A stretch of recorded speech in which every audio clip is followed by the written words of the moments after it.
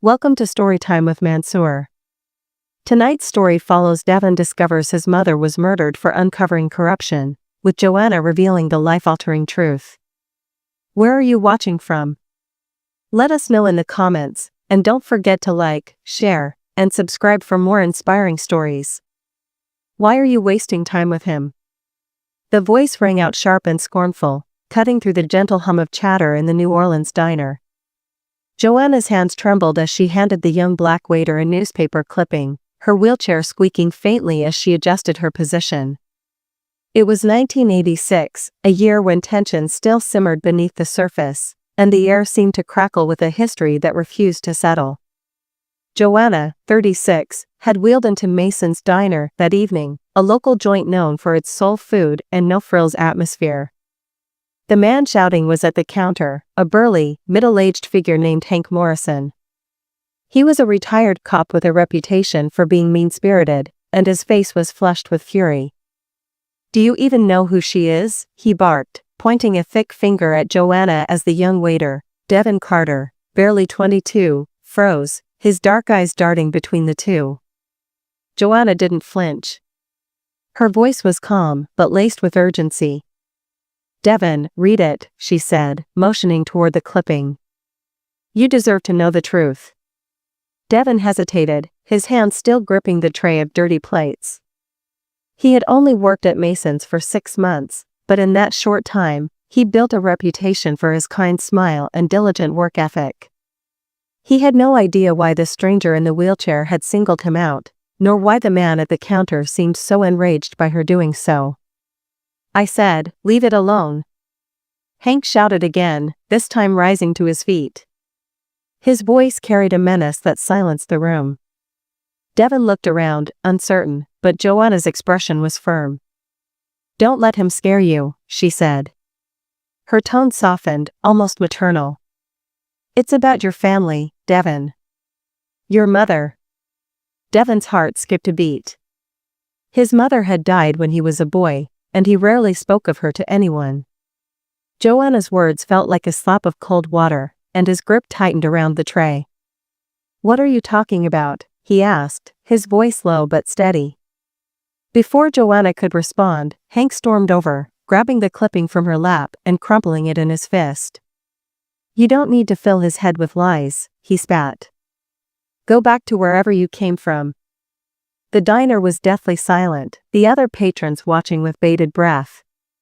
Joanna's jaw clenched, but she didn't back down. "Devin deserves to know what happened to his mother," she said, her voice rising. "And you know it, Hank. You were there." Hank's face darkened. "You don't know what you're talking about," he growled. But the tremor in his voice betrayed him. Devin, trembling with a mix of fear and curiosity, set down his tray and took a step forward. "What happened to her?" he demanded, his voice cracking. "What do you know?" Joanna locked eyes with Devin, her gaze piercing. "Your mother didn't die in an accident, Devin," she said quietly. "She was murdered. And Hank knows exactly who did it." Gasps rippled through the room, and Hank's fist clenched tighter around the crumpled paper. "You're crazy," he snapped, though his voice faltered. But Joanna wasn't deterred. "She was a journalist," she continued, her voice unwavering. "She uncovered something dangerous, and she paid the price. They thought they could bury it, but not everyone forgets, Devin. Not everyone forgets." Devin's knees felt weak, his mind racing as fragments of memory clawed their way to the surface. His mother's gentle laugh, the scent of her perfume, the unanswered questions about the night she didn't come home. "You're lying," Hank said again, though his face had gone pale. Joanna's eyes flicked to the rest of the diner, the audience that had grown captive to the unfolding drama. "Am I?" she asked, her voice loud and clear. "Ask him, Devin. Ask him what he's so afraid of." Hank stepped back, his eyes darting toward the exit as if weighing his options. But before anyone could move, the bell above the diner door jingled, and 2 men in dark suits walked in, their expressions grim. One of them reached into his jacket, pulling out a badge. "Mr. Morrison," he said, his tone cold. "We need to have a word with you." And just like that, the room erupted into chaos. Hank's face crumpled at the sight of the men in suits. His bravado melted into something raw and haunted, a man cornered by his past. But it was Devon who spoke first, his voice trembling with a mix of anger and desperation. "Someone tell me what's going on," he shouted, his chest heaving as his gaze darted between Joanna, Hank, and the men in suits. "What happened to my mother?" Joanna wheeled closer to Devon, her eyes glistening. "Devon," she began softly, her voice trembling as if the weight of the truth was too much to bear. "Your mother, Lena Carter, she wasn't just a journalist. She was an investigator. She was digging into corruption in the police department, Hank's department." Devon's breath hitched, and his legs nearly gave out beneath him. "Corruption," he echoed, the word tasting foreign and bitter on his tongue.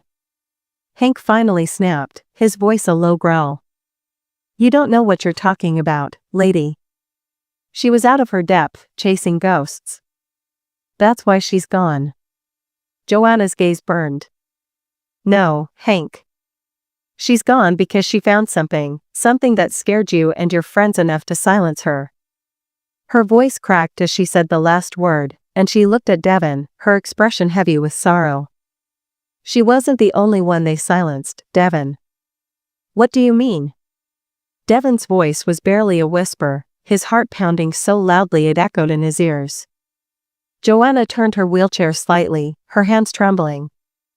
I used to work with her," she admitted, her voice thick with emotion. "We were both chasing the same story. And when they came for her, I was there.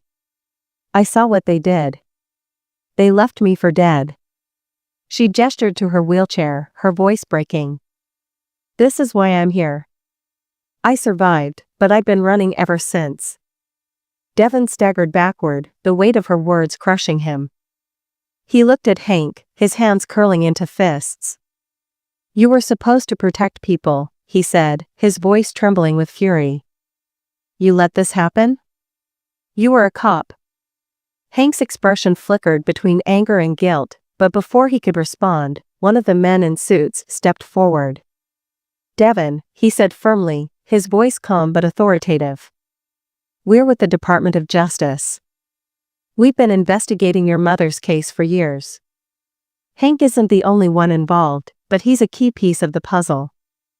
And now we need your help." "Help?" Devon's voice cracked. "I don't even know what's true anymore. My whole life, I thought my mom died in a car accident. And now you're telling me she was murdered?"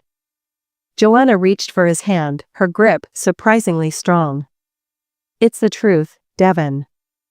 And the only way to honor her is to finish what she started."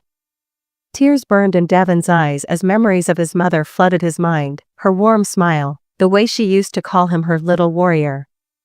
He felt a rage unlike anything he'd ever known, but beneath it was a profound ache, a longing for the answers he'd been denied for so long. The diner was silent except for the sound of Devon's labored breathing. The other patrons watched in stunned silence, their meals forgotten. Hank, now visibly shaking, seemed smaller somehow, his bravado stripped away. "I'll do it," Devon said finally, his voice firm despite the tears streaming down his face. "But first, I want to know everything. Every detail. Every name." He turned to Hank, his eyes blazing.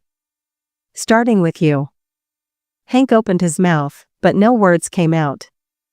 The man in the suit stepped forward again. "You'll get your answers," he promised. "But it won't be easy, and it won't be safe." Joanna squeezed Devon's hand, her voice soft but resolute. "Your mother was brave, Devon. She believed the truth was worth fighting for. And now, it's up to you." Devon nodded, the weight of his mother's legacy settling on his shoulders. He didn't know what lay ahead, but one thing was clear, the fight for justice wasn't over. And as the men in suits escorted Hank out of the diner, the small crowd of patrons parted like the Red Sea, their faces etched with fear and awe. Joanna and Devon were left alone in the stillness, two strangers bound by a shared tragedy. But somewhere, deep in the shadows, someone was watching. And they weren't happy. Devon sat in the quiet diner long after the men in suits had taken Hank away. Joanna stayed beside him, her wheelchair parked close, her hands folded neatly in her lap. The weight of everything, his mother's murder, the years of lies, the crushing revelation, settled heavily on him. Yet amidst the chaos, he felt something he hadn't expected, a strange sense of connection. Joanna had been there when it happened. She had fought alongside his mother. She had nearly died trying to expose the truth. And now, she was here, a stranger who had carried this secret for years, waiting for the moment to tell him. Devon looked at her, his voice hoarse. "Why did you wait until now to tell me?" Joanna's gaze was soft but tired, her eyes glistening with unshed tears. "I've been scared, Devon. For years, I've been looking over my shoulder, wondering if they'd find me and finish what they started. But when I saw you in the papers, the story about the young man working 3 jobs to put himself through college, I knew it was time. I knew your mother would want you to know the truth, no matter the cost." His throat tightened. "I didn't even know who she really was," he whispered. "I thought she was just my mom." Joanna smiled gently. "She was so much more than that. She was brave, stubborn, and full of fire. But most of all, she loved you more than anything in the world. You were her light, Devon. Everything she did for you." Tears spilled down his cheeks, and he didn't bother wiping them away. "I don't know how to live up to that," he admitted, his voice breaking. Joanna reached for his hand, her touch warm and steady. "You already are. By standing here, by wanting to know the truth, you're honoring her.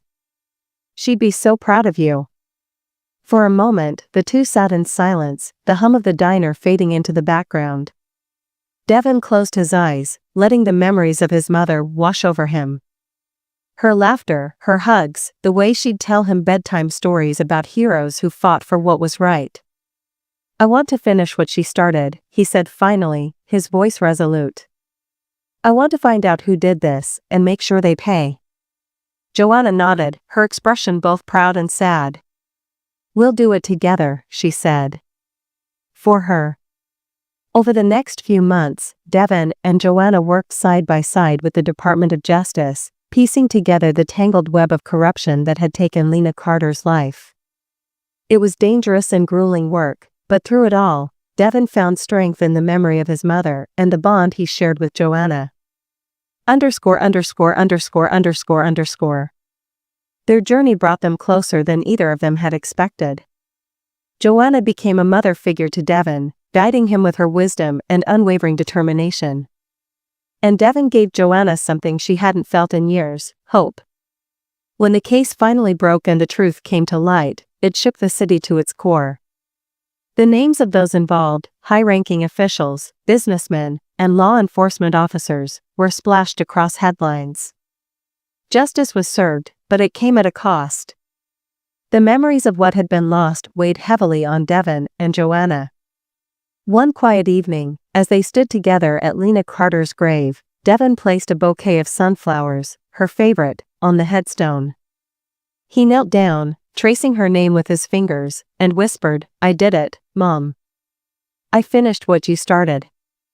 I hope you're proud of me." Joanna, watching from her wheelchair, felt her heart swell. "She is," she said softly. "I know she is." Devon stood, wiping his eyes, and turned to Joanna. "You've been like a second mother to me," he said, his voice thick with emotion. "I don't think I could have done this without you." Joanna reached out, and he took her hand. "And you've given me something I thought I'd lost forever," she said. "A reason to keep going." The two embraced, the weight of their shared grief and triumph binding them together in a way that felt almost sacred. As they walked away from the grave, the sun dipped below the horizon, painting the sky in hues of gold and crimson. It felt like a sign, a reminder that even after the darkest nights, there could be light. Devon glanced at Joanna and smiled, a genuine, heartfelt smile. For the first time in years, he felt at peace. And in that moment, as they left the cemetery hand in hand, they knew they had not only found justice, they had found family.